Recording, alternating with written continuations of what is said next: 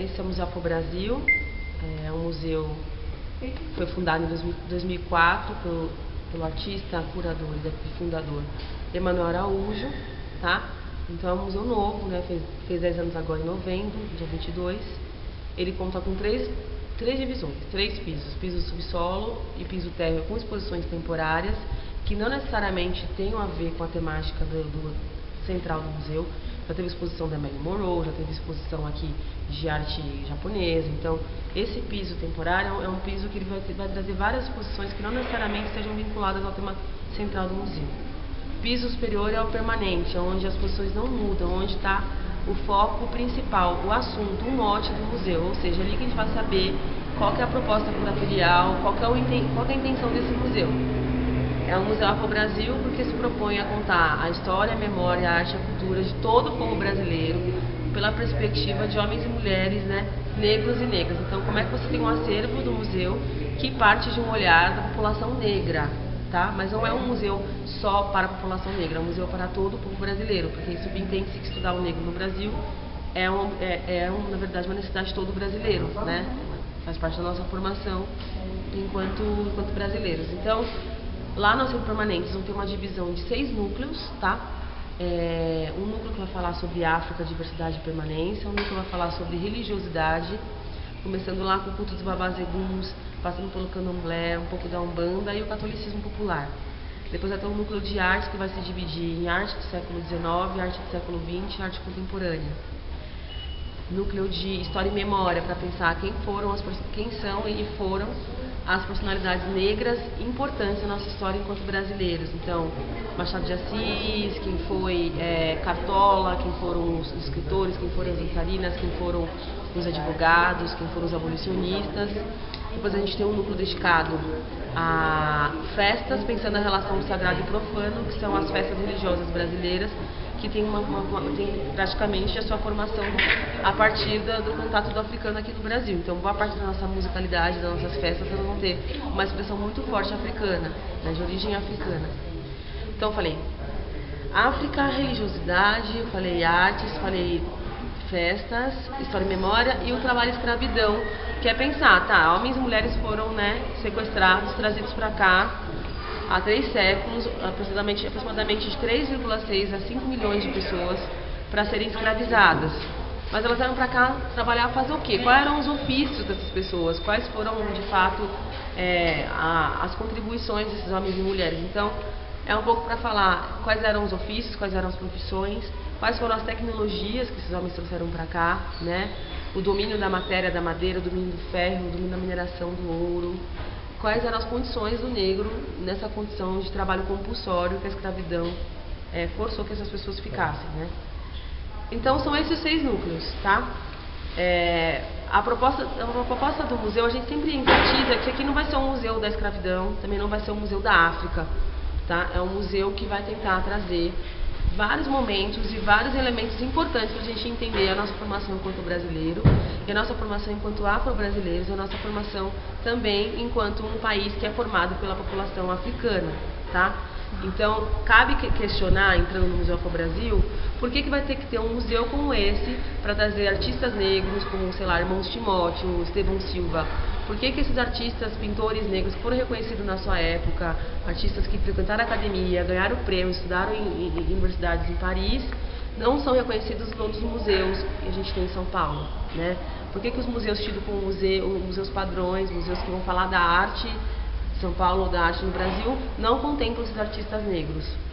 Por que a gente precisa criar um espaço para a gente conseguir garantir que a população negra se sinta representada artisticamente, culturalmente, na literatura, na sua história e na sua memória? Então, esse museu, eu acho que ele é bom muito para a gente conseguir abrir os horizontes e ver outras leituras da nossa própria história. Bom, o que mais que é interessante para vocês saberem? Todo esse prédio do Ibirapuera ele foi projetado pelo arquiteto Oscar Niemeyer, né?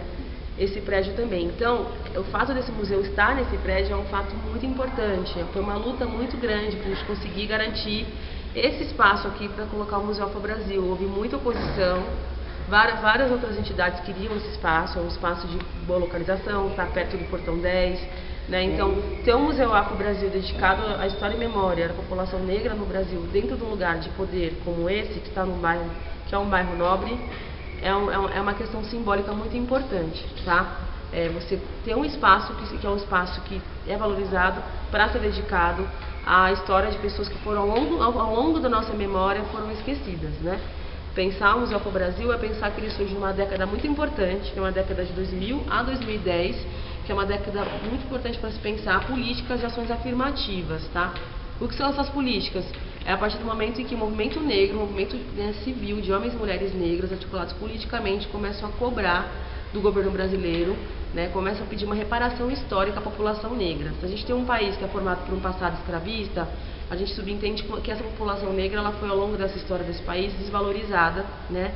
Então cabe ao governo brasileiro, que tem toda a governo das elites brasileiras, em alguma medida trazer uma reparação histórica. Então essa década aqui, em 2002, a gente tem a criação, né, da lei que obriga cotas raciais e universidades públicas e concursos públicos, uma luta do movimento negro. É em 2003 que a gente tem uma lei que é muito importante, que é a Lei 10.639, que é uma lei que vai obrigar que todas as escolas de ensino básico tenham obrigação de dar matérias que tenham conteúdos de arte, cultura e literatura africana e afro-brasileira, tá? Ou seja, e indígena também. Foi preciso uma lei para garantir que nós, em nossos currículos escolares, conseguíssemos ter acesso à nossa história.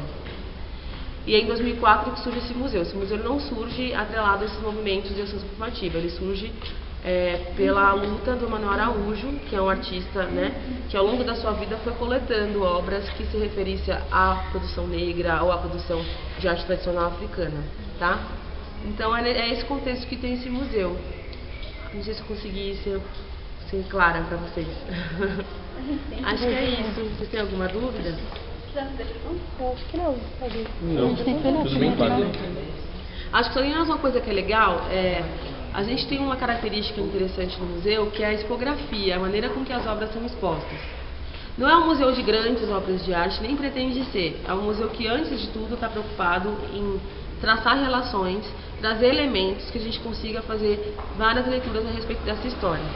Então, vocês vão perceber que lá em cima, principalmente, a maneira com que as obras são expostas são por várias madeiras, várias paredes que vão formando cômodos, pequenos cômodos. Então, você tem que mergulhar dentro do acervo. É uma visita que se dá de uma maneira, uma relação muito orgânica. Você vai como se você estivesse entrando na casa de alguém, você vai entrando num cômodo.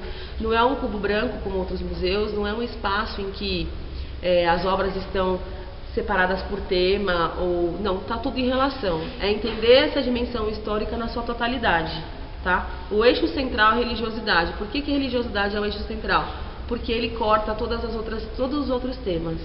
Em alguma medida, um dos símbolos mais fortes da resistência negra, né, no Brasil é por meio dos terreiros de Candomblé e de Umbanda, né? São nesses terreiros que até hoje a gente consegue manter viva a nossa tradição muito forte do que é ser africano no Brasil e do que é ser afro-brasileiro. Porque muita coisa do que se tem dentro dos terreiros hoje não existe nem mais na África, se preservou aqui. Então é legal isso, prestar atenção como as obras são colocadas no espaço, elas estão o tempo todo estabelecendo relação. É uma relação de simultaneidade. Você está olhando uma obra aqui, você olha no fundo, tem um recorte para outra obra, você olha para o lado, tem outra obra. E todas elas têm, em alguma medida, uma relação. Isso é uma característica muito peculiar do Museu Afro-Brasil, proposta pelo Manoel Araújo. É o que difere a maneira de se expor as obras de outros museus de São Paulo. Eu acho que isso também é uma coisa que vale a pena vocês observarem. Acho que só. Bom, agora a gente vai começar nosso tour dentro do museu. Vamos conhecer as obras. É uma pena que vocês não possam ver porque não pode gravar.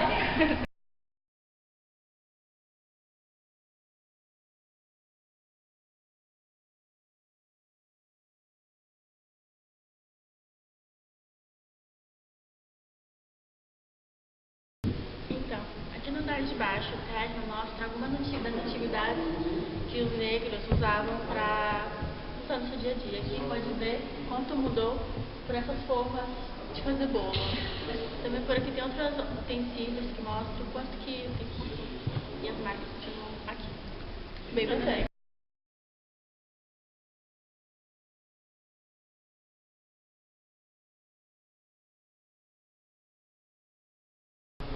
Aqui que acabou o Onda Certa, a partir de agora a gente não pode mais gravar e nem tirar fotos. Vai ficar tudo na memória. A gente acabou de sair do Museu Afro Brasil. Muito bacana, indico para todo mundo vir conhecer, porque relata muitos fatos do Brasil mesmo, como foi antigamente. A parte que eu mais gostei foi que uma parte de uma área do piso que mostrava muito os objetos antigamente, como era, cadeira, banco, barco, um monte de coisa muito interessante, muito legal, que relata mesmo o que era antigamente o Brasil, a escravidão, muito bacana. Recomendo para todo mundo vir aqui. A parte que eu mais gostei foi sobre no piso também, no segundo piso, se não me engano, tem a expressão do navio negreiro. E lá tem alguns poemas expostos que relata algumas torturas que os escravos sofriam no navio, a superlotação que era. Eu recomendo todo mundo para virem. Vale a pena vocês virem para conferir, porque eu acredito que seja um pouco da história de todo mundo, de todo brasileiro. Uma parte da história dele, da sua descendência, está aqui nesse museu. Mostra e retrata bem. E também é bem interessante porque mostra muito das coisas de antigamente, os materiais. Até achei interessante os instrumentos que eles usavam. E também achei bem interessante a parte dos escravos, que, nossa, é também bem chocante, mas achei muito legal. Bom, o museu é bem cansativo, porque tudo nele chama atenção, tudo a gente quer ir ver, quer ler, quer saber a história, mas assim, a parte que mais me chamou a atenção são as roupas, da religiosidade deles. Tem roupas de santos, eu não sei, que chama muita atenção, traz a gente para a cultura deles, para realmente saber, entender a história, como que era e a origem também. A gente tá com essa cara de cansada, todo mundo leu bastante, rimos bastante, é bem legal o museu. A parte de cima a gente não pode tirar fotos porque são releituras de obras, então a gente precisa de autorização do autor, mas é isso. Foi bem bacana. É bem legal. Venham com o RA de vocês. Pra pagar meia. Vale super a pena cada centavo você pagar e venham dispostos a conhecer uma história longa, difícil e chocante, mas que vale a pena você conferir para você ter uma noção da vida. Porque igual a Adi falou, é grande, mas é coisa que pega um texto, um poema e você vai querer ler. Então vale a pena vocês virem com atenção mesmo, virem com paciência, porque para conhecer tudo, ver todas as obras e ver todos os textos. Precisa mesmo de atenção, até porque, como a Michelle disse, é uma longa história. Lá embaixo começa com os objetos que eles usam, então a gente está integrado na cultura, sabendo que eles usavam para fazer bolo, para tudo. Depois começa uma parte onde eles mostram o que era usado para torturar os negros. É uma história completamente diferente do que eles usavam tipo, no dia a dia. Eram torturas, são imagens realmente chocantes. A parte do navio negreiro tem uma sala escura especial para a madeira do navio negreiro. Ela faz o olho da gente cheio de lágrimas. A gente vê a imagem de negros deitados para caber todo mundo e é realmente muito feio. Chocante. Chocante. E o que tem aqui, vocês não vão encontrar no livro de história de vocês de casa. Não vão mesmo. E o que tem no último andar, assim, relata, são fotos, imagens de negros, umas imagens, algumas bem tristes.